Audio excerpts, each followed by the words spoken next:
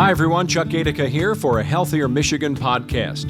In the upcoming episodes, we'll feature conversations from the Mackinac Policy Conference, which centers around the theme Bridging the Future Together.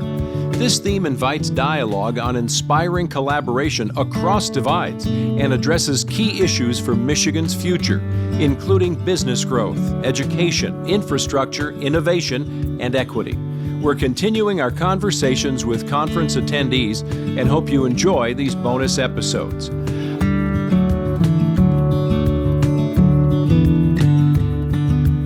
On this episode, we'll be focusing on how companies across the state are shaping Michigan's future. We'll be talking with Blue Cross Blue Shield of Michigan CEO-elect Tricia Keith, EVP Chief Talent and Engagement Officer of Michigan Economic Development Corporation, Kerry Ebersole Singh, Michigan Humane President and CEO, Matt Pepper, President of the Small Business Association of Michigan, Brian Calley, and Give Merit Board Chair David Merritt and Executive Director Kuhu Saha. First up is CEO-elect of Blue Cross Blue Shield of Michigan, Tricia Keith.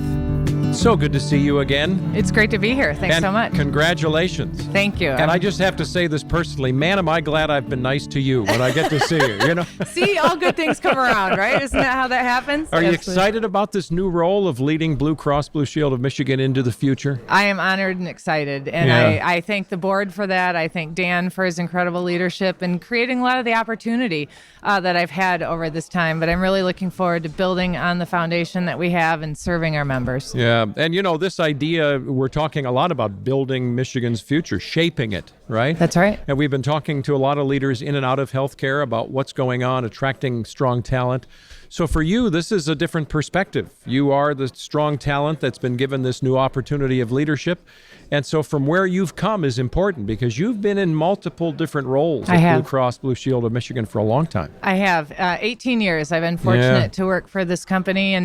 And you know, a lot of people say the mark of a great leader is to bring people up behind you. And it's one of the great things that I really appreciate about Dan and his leadership. And when you think about our executive team and all of the employees there, I mean, we're our diverse representation that we have across the company. And Dan's belief in giving people a lot of opportunity, I think, I'm just an example of that. And so I'm really appreciative of the opportunity to move through the company and see it from different lenses and be able to prove myself. And where do you see the future in terms of being hopeful about what's going on? Because there's so much that swirls in and out of business. Well, I think we have to start with optimistic leadership, and I think that that's really important. Certainly, healthcare has its share of challenges coming forward, but I think the one thing is, if you think about the theme of this conference, building bridges, the way I always talk about that is I always talk about great things happen when self-interest align, and self-interest isn't necessarily a bad thing if you use it for the power of good.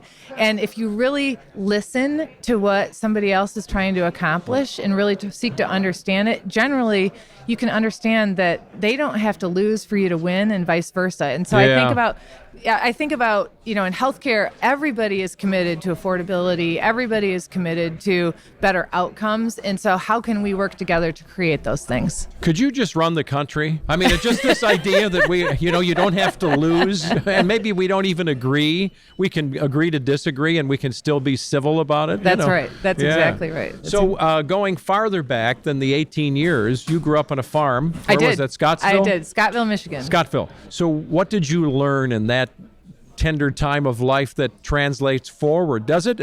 I have a lot of life lessons from the farm. A lot of life lessons. I would tell you that one of the earliest jobs I had on the farm was taking care of the calf barn. And you might think, well, what does taking care of the calf barn have to do with being the future CEO of Blue Cross? And what that really did is teach you to show up. And these were calves hours old till they were a year. And I took care of them before school, after school. And one of my other sayings is the world is run by those who show up. And it teaches you how to deliver when things or animals or people are counting on you. And so that was a great life lesson.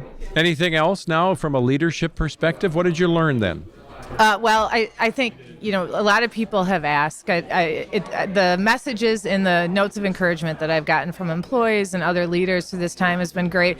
I think one of the things that I've really enjoyed as part of this announcement is the messages not only from women, but also from men who are saying, it's so nice that I can talk to my daughter and she can see this and, what's happening in the message about women in leadership. And so that's been really exciting. And, one of the questions I get is, did you ever think this was going to happen? And the story I like to tell is, when I was young, I didn't know this existed. I actually never had health insurance till I was 22 years old and got my first job. I didn't come into this with healthcare in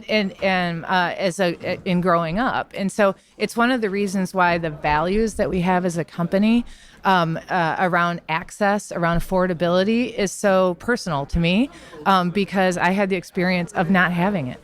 Well, I'll tell you what, as a dad, a girl dad and a boy dad, that's a really encouraging thing to think about. And now having grandchildren and granddaughters, that you can do this and you are a role model for that. We can't dream it if we don't see it. Yeah. Well, it's so great to see you. It's great to see I know you. I'll see more of you. It's always a pleasure. It's not that often, but congratulations again. And we look forward to your leadership at Blue Cross. Thank you. I look forward to what's to come. Tricia Keith, who's the CEO-elect of Blue Cross Blue Shield of Michigan. Next up is EVP Chief Talent and Engagement Officer of Michigan Economic Development Corporation, Kerry Ebersole Singh. Good to see you. It's great to see you both, and such a gorgeous day here on the island. Isn't it nice? It's gorgeous. So a conference like this means what? You've got to be busy. Yes, sir. Yeah. Do I look tired? Are you trying to say actually, something? No, you look like you've been busy, but this is the place of meetings, right? It is. It's such a great place because you have a convergence of philanthropy, government, local government, state government, federal government, business community, and beyond. So we're just, it's such a great time to be in one location together. Yeah. And but it's also hard to get through the hallway in a timely manner as well. So, but it's good to catch up with folks up here. So for MEDC, I've heard this from others, including hospital systems, hospitals themselves, top priority, talent attraction. Yes. Now, what does that mean for you when you look out at the world? Yes, it's so much. Well, first and foremost, we'd like to talk about our beautiful state. Yeah. And this isn't just about the incredible careers and jobs that you can have in the state of Michigan, but the lifestyle amenities that come with that. And whether you love to go on lakes or trails or have amazing cities like Detroit, Grand Rapids, and beyond,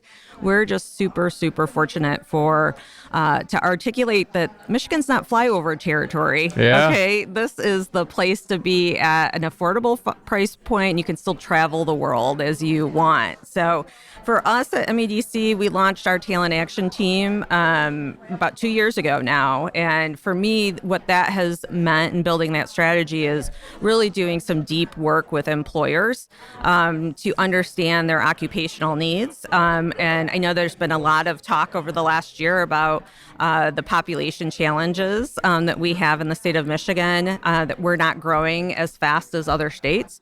And that, of course, hits our labor pool. And we have to be thoughtful in not only designing the supports for folks to return to the workforce, or get the proper training that they need for those in-demand occupations, but also, articulating to our college graduates to say, there's no other place to be than the state of Michigan, and understanding the opportunities with the employers and the high-tech careers that we do here. Because you've got to have challenges if you're looking for nurses, doctors, whatever the particular context is. If every state is fishing in the same deep end of the pool, Yes. you know, people are going to make choices where they make choices for themselves. Yes. Yeah, there's very few ways to actually increase the labor pool. And one of those is, really doing some deep tissue work in underserved communities. And, we pay a lot of attention to how do we increase those STEAM skills from that pre-K to fifth grade, because that is a key time to really develop those science and math skills for, again, wherever they want to take their journey. But we got to do that deep tissue work early.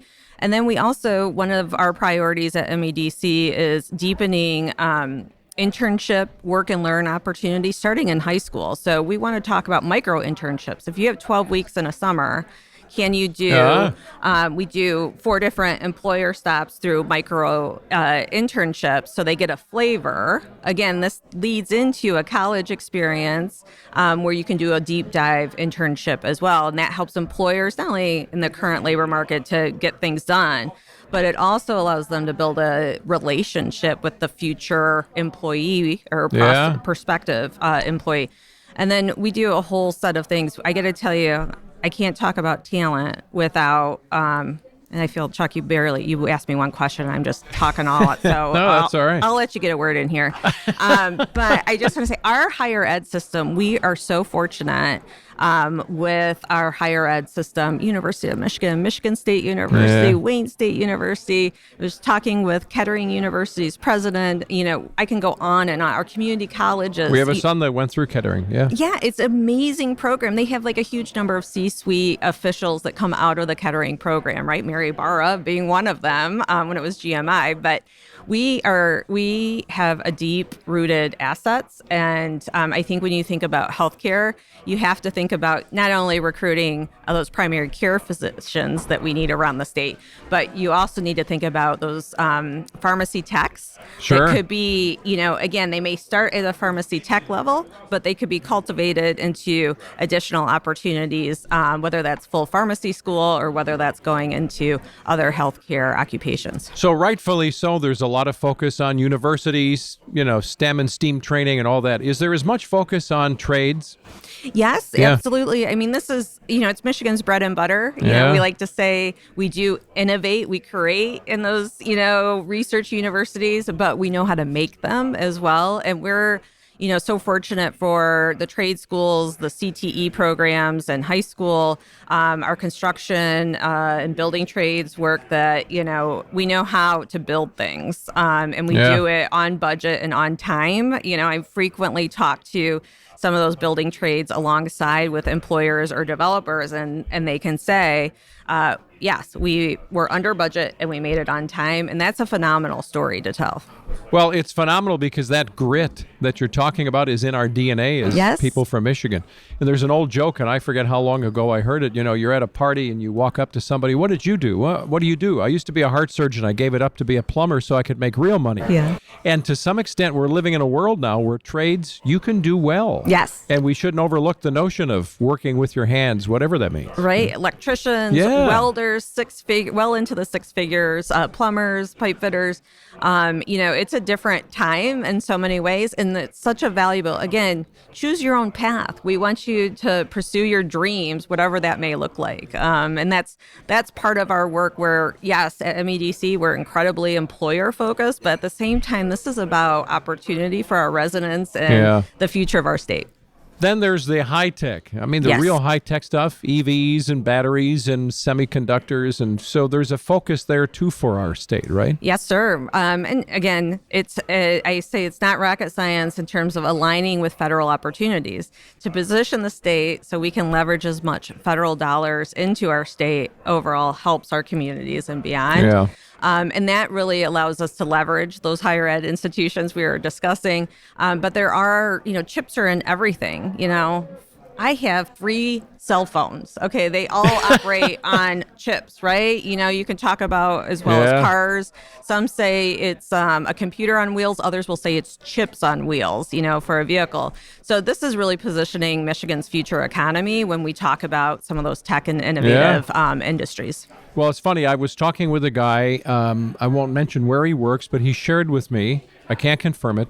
He's an engineer for a company that worked on the new E-Ray Corvette, right? That's a hybrid, really. It's not all electric. He said there's more code in that car now than there is in a 747. Can you believe it, with worldwide engineers? But it's still based in Michigan. Yes. The development of that. Absolutely. It's just mind-blowing to think about. It is mind-blowing. And that's the thing, when you think about the design, I mean, we talk about STEAM because that art piece and the design of things are so critical, whether it's software design, whether it's what that vehicle interior looks like. It is also a really critical component. And we talk about lifelong learning, right? If you can code coming out of high school, you can get a really great job. Yeah. Now, maybe you start there and you want to grow that into a full software engineer, position, or computer science engineer. So there's lots of opportunities, and we just want to communicate to folks that, pick your own adventure. This administration, the Gilchrist administration, did a phenomenal job working with the legislature to remove tuition barriers to training or scholarship opportunities. And we want to just really lean in to, since those barriers have been removed, to really go beyond career exploration into immersive opportunities. So you've got to have, like, walking down the hall here, as you mentioned, right? Lots of handshaking and helloing, but you've also got to have so many inputs of trying to figure out how to prioritize moving forward in the future. How do you do that? How do you concentrate on what's coming for the future, and what are those things? What are you looking at? Well, I got to tell you, this is where we press employers pretty hard to say, listen, you got to tell us what your needs are this year and then 5 years out. And yes, we can model that from labor statistics, but knowing directly from the employer, who are you hiring? Because I can design anything in terms of curriculum or recruitment strategies to meet those needs. But you have to be direct on that. And they also have to share where their, technology is heading for them. But then you also have the higher ed system as well, where all those startups and the future technologies that the large OEMs may be purchasing later all start in our research universities. Yeah. And that's the federal investment that comes in that are really looking at the next wave of where AI technology is going to take us and what those impacts are. So it's a lot. You're most proud of what in the program? Looking at everything that we've talked about and more. I got to tell it too. I got to take two. Okay. Go ahead. Thank you, Charlie. We've got hours.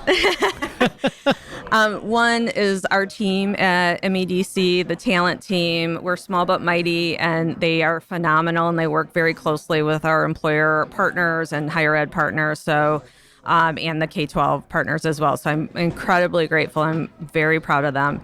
And then the second, of course, is the Michigander Scholars Program, which is a scholarship program. It's really a take at a retention strategy, a $10,000 scholarship for graduating folks with software engineer. We have a few different chemical engineer, processing engineer, software developer, all can qualify for that $10,000 scholarship. We also do a $5,000 scholarship for internships as well.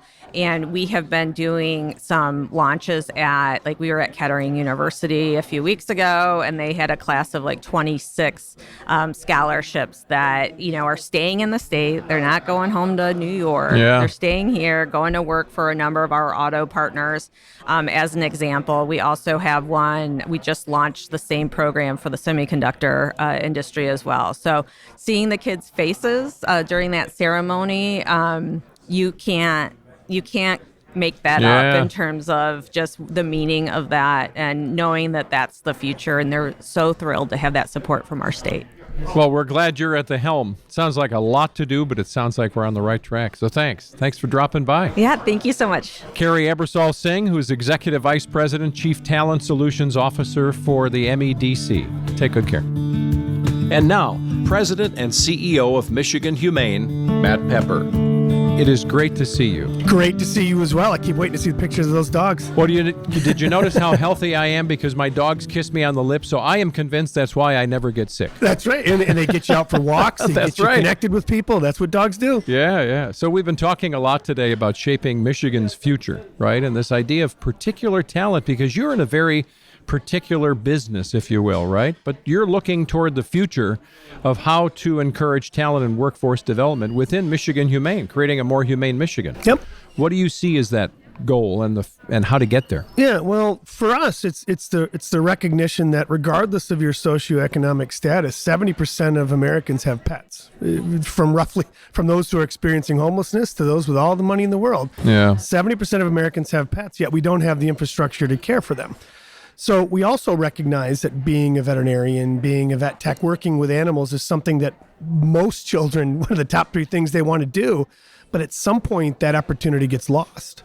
So we are focusing on letting people, particularly Detroit youth, see themselves in veterinary medicine, and then providing them pathways to do that. And that's through either working with some of the high schools, some of the elementary schools, getting them some exposure to that, and then offering them the opportunity to follow that through. We have to be able to be here to support people's passion, and people are passionate about their pets. Yeah. And when you see that encouragement to the young people, what is it that, do you see the light bulbs, the lights going off in their eyes when they're more exposed to veterinary medicine and care? Yeah, and well, not only exposed to it, but seeing themselves in it. Look, the reality is Detroit is a very diverse community, and veterinary medicine is not a very diverse profession. So we have committed two things. Number one, creating career pathways, and that's, again, from our work we're doing with elementary schools and exposing them to veterinary medicine, to the high schools where they're getting work experience, to summer jobs programs, which is pre-vet, first and second year vet students, all the way to surgical externships from all over the country. And not only do you have to have the pathway, but you have to see yourself in it. So we've committed to turning Detroit, Metro Detroit, into a diverse hub for veterinary medicine, because it's one thing to have a pathway, it's another thing to see yourself in it. So as an example, our summer jobs program this year is 15 pre-vet, first and second year vet students from 6 different universities all over the country. We had 101 applicants, and 10 of the 15 are represented by minority candidates. Wow. And we want them to stay right here serving this community. How do you encourage that? We seek it out. Okay. We seek out the opportunity. We are very open with what our vision is, which is we are prioritizing minority candidates in veterinary medicine in hopes that they stay in this community, serving this community, that kids can see themselves in this work. Yeah. And I hope one of them takes my job one day, and I think we're well on our way to that. So I don't want to make any assumptions. Is MSU and their veterinarian school, is that a big player here or no? So they are, obviously, just because of our proximity. Michigan State, a majority of our externship programs, summer jobs programs are from Michigan State, but we have them as far away as Louisiana. We've had California. We have Ross University in St. Kitts. So all over the country, people come to get exposure to this work. And then once they see what we're able to offer and the passion that this community has, we want them to stay. When you talk about 70% of Americans having pets, right? Is that more than one pet? Does that 70% seem a little larger, or that literally means that's an average of one pet per household? No, it's so actually it's funny you mention that. If you have a cat, you have the average of 2.1 cats. Now, these aren't parts of cats, but these are cats. And if you have dogs, you have an average of 1.6 dogs. Wow. So it is in this new generation, this if you're in your 20s right now coming into the workforce, you are the highest percentage pet owning generation ever. And so almost everyone has a pet. And frankly, when we talk about developing talent, it's also we talking about attracting and retaining talent. If you're in your 20s, you are making life decisions on who you work with, where you live, based on your pet. There was a Realtor.com study that said just under half of people in their 20s were buying a house based on the dog they have or the dog they might have. Not school districts, not children, but the environment provides their dog. So that is so interesting you say that. So personal experience is, less than 2 years ago, we went from a condo back to a home for grandkids, 7 of them now, but we have 2 dogs. Yep. And kitty corner from my house is a park. And I have a backyard that's huge. And so because of those things, grandchildren and dogs were the leading contenders of what's my why. Yep. Right? My wife looked at me at first and said, we're not moving. Just don't be dumb. I said, yeah, but we got so many kids for Thanksgiving. It's got to happen. But where can we go with the dogs? Well, there's a park right here. So that's very interesting. I'm living what you were talking about. Well, and imagine if you're a business right now trying to think, how do I attract talent? Yeah. Make yourself a animal-friendly business. Incorporate pet insurance into your benefits. These are things that people are doing that are having a very real impact on attracting and retaining talents. Encourage public spaces that are dog-friendly in the areas where your employee base are going to live, and you will find that you will attract talent. So when you look at how that talent can impact Michigan Humane and all the issues that go along with that, how will that happen? I don't want to call it trickle down because that seems to demean people that are interested in anything that has to do with animals, but we need the help at the humane level. Oh, I will tell you, we are merely a spark. You know, the fire that comes from that is in the community. If people have equitable access to pet ownership, then they're healthier. They're out walking more. They're more connected. If they're more connected, their neighborhoods are safer. So we are actually, we find ourselves as an incredible contributor to the health and safety of neighborhoods. And once that sort of starts to take hold, we can move on to the next neighborhood because the community will take care of itself. And we're just here to support every pet and every owner in the community. And what's funny about that is I tend to meet newer neighbors based on the names of their pets, right? I know that that's Rosie's dad. Yep. I don't know Rosie's dad's name. I know that that's Rosie, Yep. And so what you're saying, that connectivity is real stuff. Well, think about, I look at our board of directors. Board of directors can be a little bit politicized sometimes depending on topics. Not us. I mean, no matter what side of the line you fall on, no matter what your status is, you walk in and go, let me show you a picture of my dog. Yeah. And everyone goes, that's what we're working for. That's something I can get behind. Isn't that awesome? Yep. So how can companies and individuals get involved in this idea of Michigan Humane and helping support humane communities across Southeast and all of Michigan? Well, first of all, get involved with us. We're happy to help. We want to guide people in developing practices that will help their business. Being an animal-friendly business in an animal-friendly community isn't just good for the pets. It's good for the people, and it's good for business. Look at some of the businesses. Look at Strategic Staffing Solutions, one of our biggest supporters. I often joke that they're the second largest animal shelter in the city of Detroit. but Cindy and her team have embraced it, and it's worked for them. It's become sort of their identity, and it's helped them. And so we want to help companies be successful, because a more successful Detroit is a better community for the pets. We have this philosophy that a pet is only as healthy and safe as the family it lives with and the community it lives with, which is why we have social workers on staff to help address other issues, which is why we have all these safety net programs to make sure that people have access to resources to make themselves safer, because when they're safer, they don't have to prioritize their pet over their own needs. Yeah, good stuff. Well, Matt Pepper, good to see you again. Good to see you too. Thank you. Thanks for the inspiration. Yep. Matt Pepper, who's President and CEO of Michigan Humane. Next is President of the Small Business Association of Michigan, Brian Calley.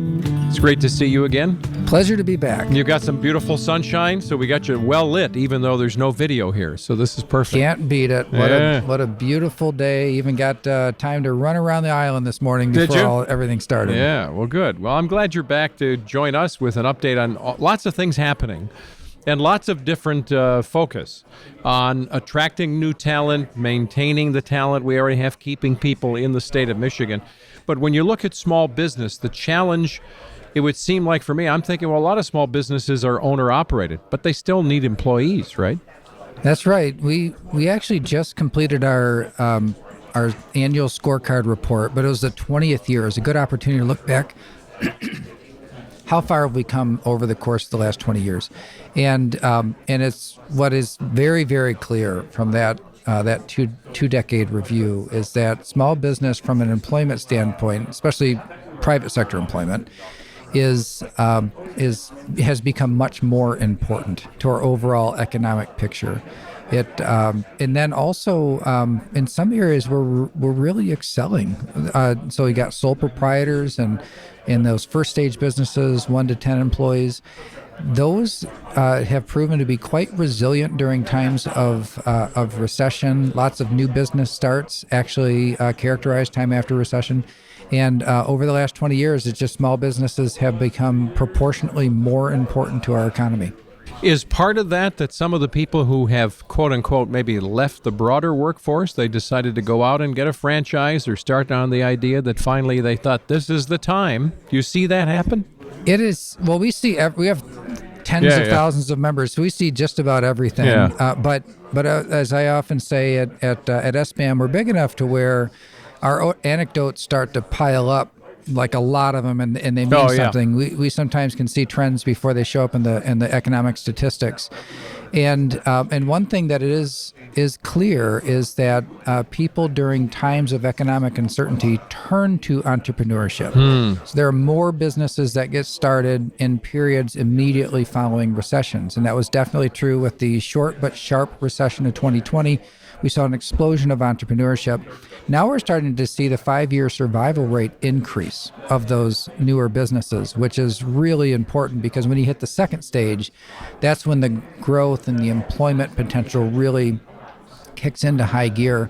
The other thing that has changed is it's no longer an either or. Do I keep my W-2 job or do I start a new business?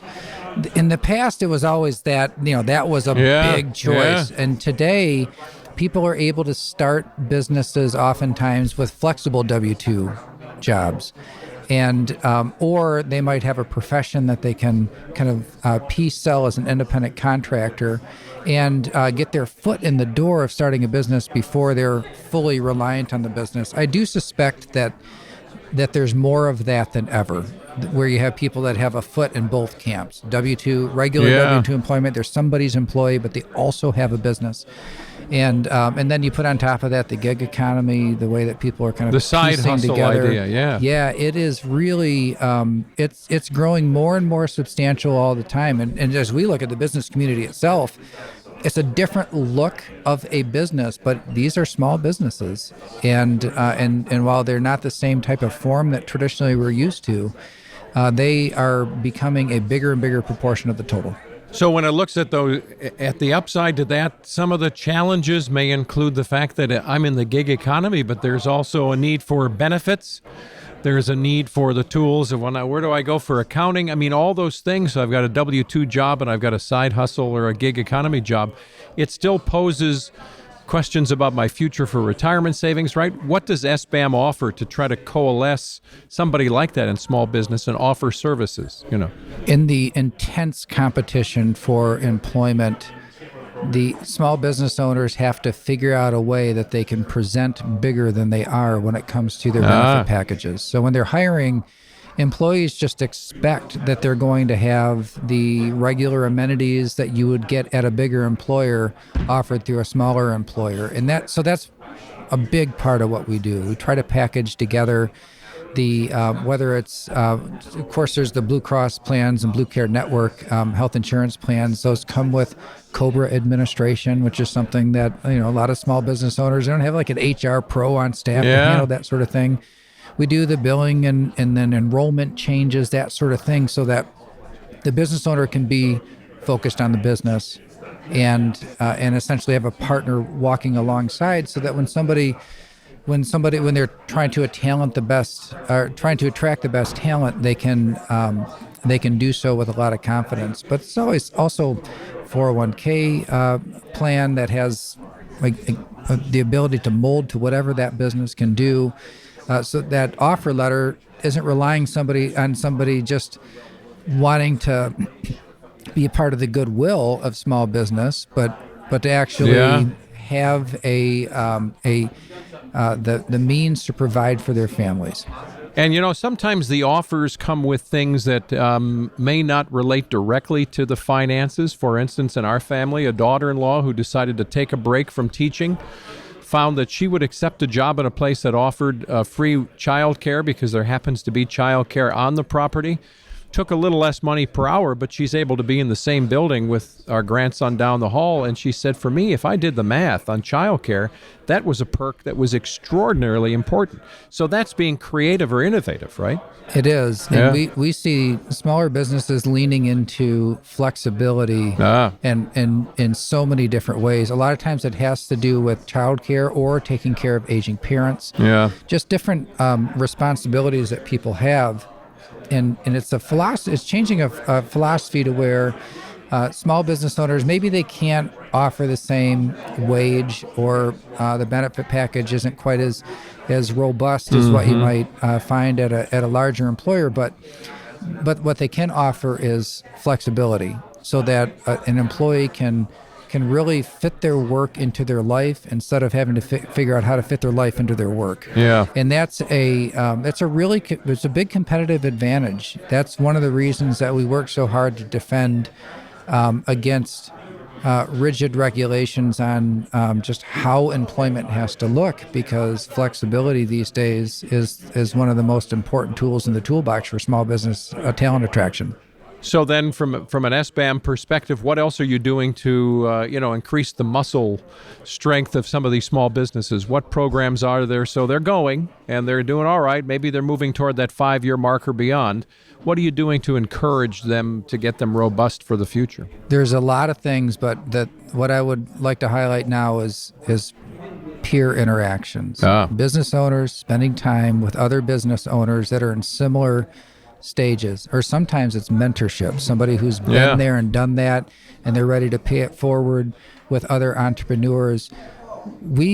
I can't say that we did it really on purpose, or at least we didn't know how powerful it would be when we put business owners together. Different than like a networking event where everybody sends their salesperson and it's all piranha, no cow. Like nobody has fun in those things. But when we say, look, this is not about sales. It's about business owners spending time with other business owners and talking about their challenges and their triumphs and their worries and how they're addressing different problems. There's magic that happens there. So oftentimes we'll put together programming. It's darn good programming, but that's just the excuse to get people together.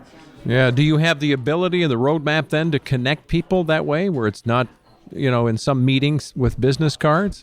That's right. We have both regionally around the state and statewide events, and you have to own the business to be a part of it. So it's for the business owner, not somebody who works in the business. And that is, business owners, obviously, small business owners work in the business, but if you're not an owner, this is not for you. And that's really the way that we screen so that we can make sure that these truly are peer-to-peer interactions. And that's got to have the power of authenticity with it. Plus, someone can look some young guy in the eye or lady and say, this is not my first rodeo. It'll be okay. How powerful could that be from a peer mentor coach, however they're viewed? It's very, very powerful. Yeah. It is. And it's cool, we see these different groups that these cohorts that form on their own outside of the programming, but it's the spark happened. And so it might be people that have family businesses, or they're going through transitions where it's going from one generation to the next. And, how do I get my dad to finally retire because we're ready to move forward? Like that sort of thing. You can't just have those conversations out in the, just in the open. They're too sensitive. They're too personal. Sure. But when you're with some other business owners that are kind of struggling through the same thing, it really does create a nice network of support. Sometimes it's nothing more than moral support, right? Like this idea somebody just understands what I'm going through. In that sense, I suppose it's somewhat therapeutic, but it's often, small business owners are problem solvers. And so to see them go into that problem solving mode or share, here's how I dealt with that problem, or here's how I've heard about this, we're going to try this. That's where the power is. So I know you've got something coming up in June, a small business summit. What is that about? This is our biggest event each year, where we have our annual meeting, the transition of our leadership, the board, new members on the board, a new chair of the board installed. But it's also a summit where we pick issues that are on the minds of our members, or just always have our finger on the pulse of that, and try to build programming around it. So we do smaller express learning sessions throughout the day, and then a big stage for programming. And then we recognize our legislators of the year. We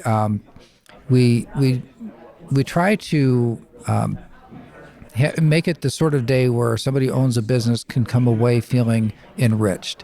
In this case, really the theme is about failing forward. A lot of things, what small business owners understand is that success is not a straight line. You go forward, you take steps back, you learn from that, you rebuild, you redeploy. Yeah. And that's really what this is about, is to, in the last couple of years, it's been tough. There's been a lot of success, but there's been a lot of failures too. How do you turn your failures into stepping stones to the next opportunity? That's what we're talking about this year. Really excited about it. It's something I think is going to really touch the hearts of people that own businesses. That's great to think about. I remember somebody along the way, a mentor, we were talking about the stock market, right? He said, it can go up and down as long as the inclination is up, right? You're going to have those ups and downs in life, personally and professionally. So that's really a good way to look at it, falling forward. Well, we're glad you were with us. Thanks for giving us updates on what you're up to and all the great programs from SBAM.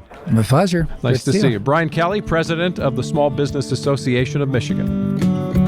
And finally, Give Merit Board Chair David Merritt and Executive Director Kuhu Saha. It's good to see both of you. Very good to see you. Thanks enjoying your stay? We are. Yeah. Mm-hmm. And so for you with Give Merit, so many different points of light coming through there, right? This idea of the FATE program. And we're hearing about things at this conference about bridges. And you're creating bridges to Detroit youth, aren't you? Mm-hmm. Yeah, We have been doing this work since 2012. Okay. And we have a partnership with the Jalen Rose Leadership Academy. We bring in cohorts of around 25 ninth graders every single year, and they are with us through their hopeful college graduation. So that's looking at 10 years of time, 14 to 24. In high school, it's after school programming. We're sort of using, I would say, we're doing workforce readiness program, but through the lens of entrepreneurship. We're teaching about business, design thinking, problem solving, while also pairing that with mentorship and leadership development, and allowing them to dream and think about what they want to do in their future and how they want to be contributors to their community. Yeah.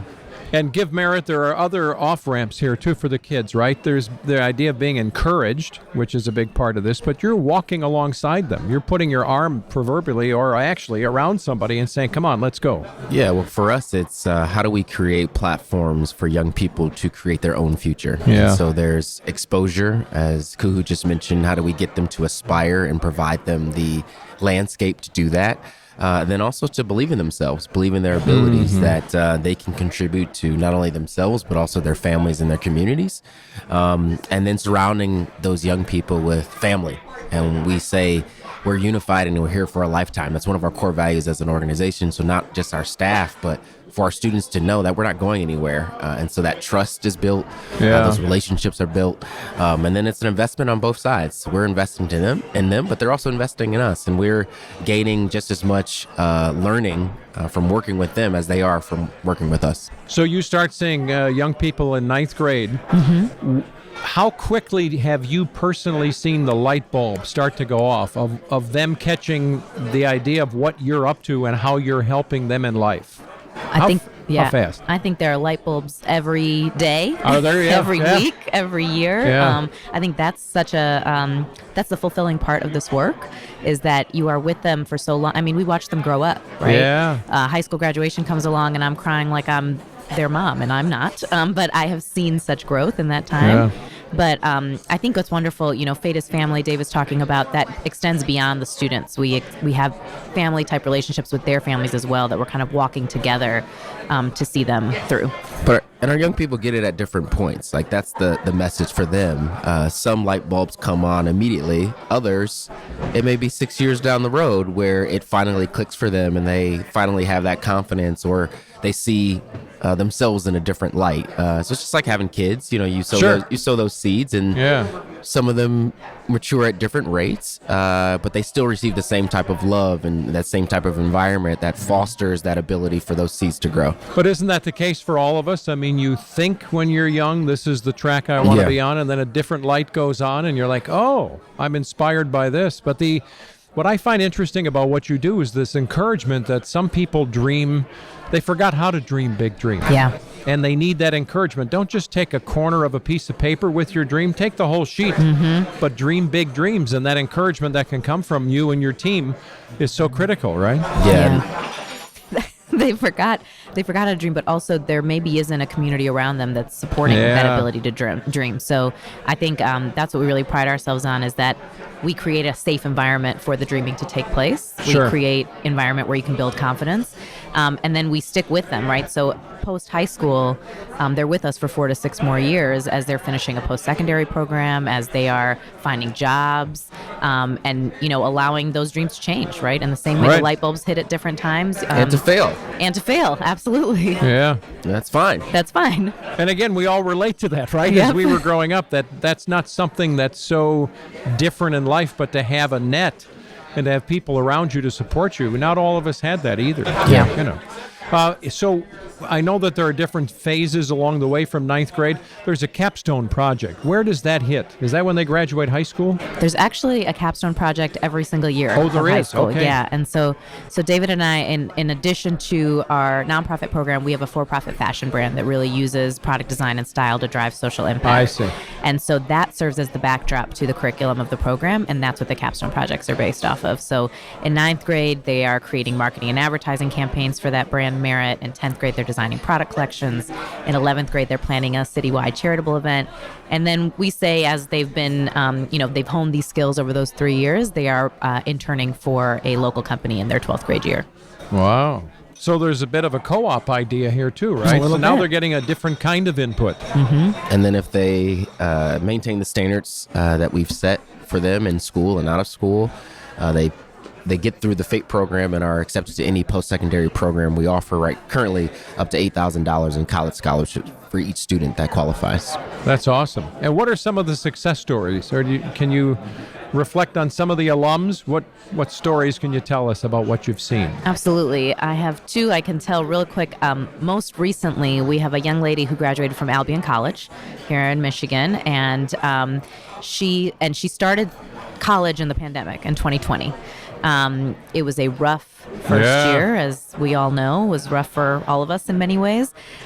She had a particularly rough year and came home midway through the semester. So to see her walk across the stage in 2024 in 4 years and get her diploma is outstanding. So I think that's one that is fresh for me, and we were able to attend the commencement ceremony. And then the other one is our very first class. You have a young man who came to us in 9th grade and told us that he wanted to direct horror films. It was his dream. Strange dream to me, but it was great that he had that dream. He similarly graduated college in the pandemic in 2020 and decided, I'm not going to let anything stop me, and moved to LA and started working for the talent agency, started making connections.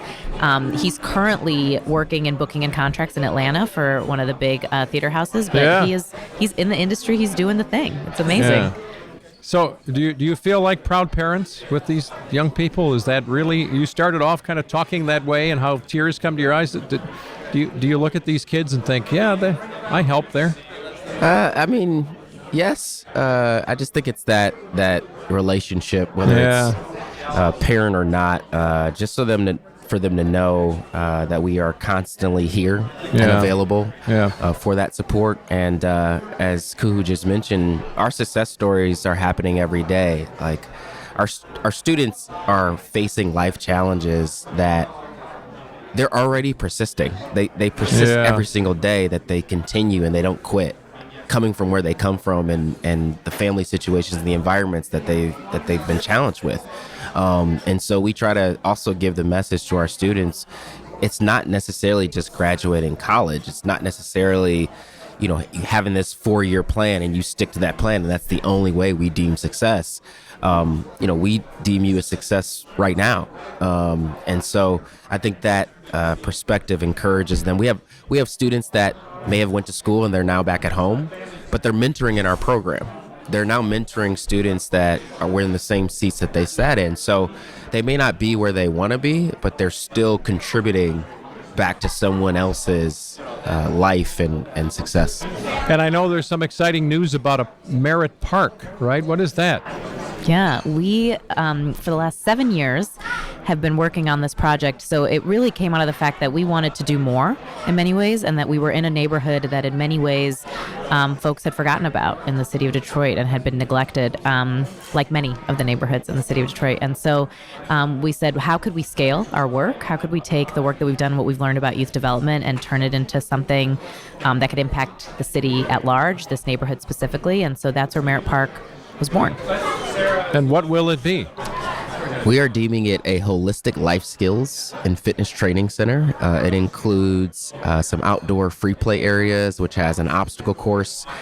Instead of doing a 40-yard dash in a nod to Detroit, we're doing a 31.3-yard dash. So these are just activities that are without coaches or leagues. How do we just get kids to be active and want to play? And so both of those activities come time, so they'll be able to race their friends and their family. We have a splash pad. It contains a miniature turf field where we can even expose young people to lacrosse and soccer, a shipping container area that's going to be activated with food, beverage, and retail. We also have one of the containers will be a dedicated teaching kitchen. So being able to bring in chefs and interact with young people and families, and how can we even make healthier meals at home?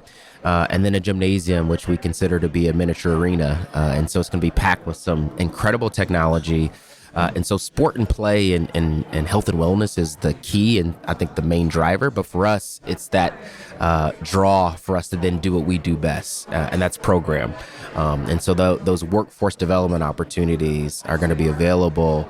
You can imagine us having like the best high school basketball game on a Friday night, but through our training programs, young people have been able to shadow professionals in broadcasting, audio, video engineering, social media, marketing, sponsorship.